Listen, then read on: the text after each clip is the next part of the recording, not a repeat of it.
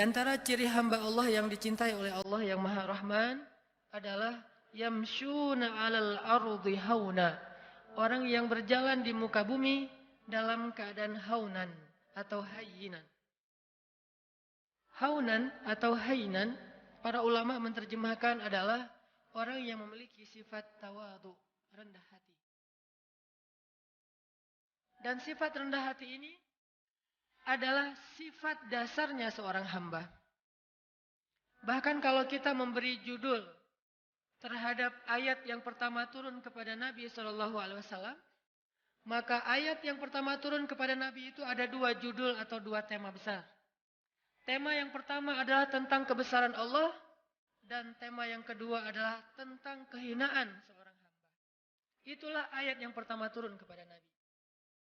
Iqra bismi rabbikal ladzi khalaq. Ini ayat tentang kebesaran Allah. Khalaqal insan min 'alaq. Ini tentang kerendahan. Atau Iqra wa rabbukal akram. Allah yang maha mulia. Alladzi 'allama bil qalam, yang maha tahu segala sesuatu dan mengajarkan ilmu kepada manusia. 'Allamal insan ma lam ya'lam. Mengajarkan kepada manusia apa yang sama sekali mereka tidak tahu. Jadi kalau kita mau ngasih judul terhadap ayat atau wahyu yang pertama turun kepada Nabi SAW, ternyata yang berhubungan dengan makhluk. Ayat yang pertama turun itu adalah ayat tentang tawadhu, ayat tentang rendah hati. Rendah diri bahkan di hadapan Allah dan rendah hati. Karena ini adalah sifat dasarnya seorang hamba.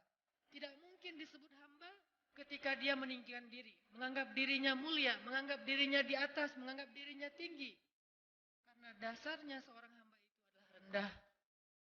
Sehingga ketika seorang hamba meletakkan dirinya pada status yang Allah telah tempatkan dia, baru Allah akan memuliakan dia. Tidaklah seseorang bersedekah kecuali hartanya akan bertambah, dan tidaklah seseorang merendahkan dirinya kecuali Allah akan mengangkat derajatnya. Tapi sebaliknya, ketika seorang hamba menempatkan dirinya di posisi yang lebih tinggi, maka Allah akan menjatuhkan dia sebagaimana Allah menjatuhkan iblis. Ana khairum min, saya lebih baik daripada dia, kata iblis. Maka sejak saat itu iblis diusir dari surga dan dikutuk untuk selama-lamanya. Sifat rendah hati, bahkan rendah diri di hadapan Allah Subhanahu wa taala adalah identitas aslinya makhluk. Identitas aslinya hamba, dan inilah ciri hamba yang dicintai Allah Subhanahu wa taala.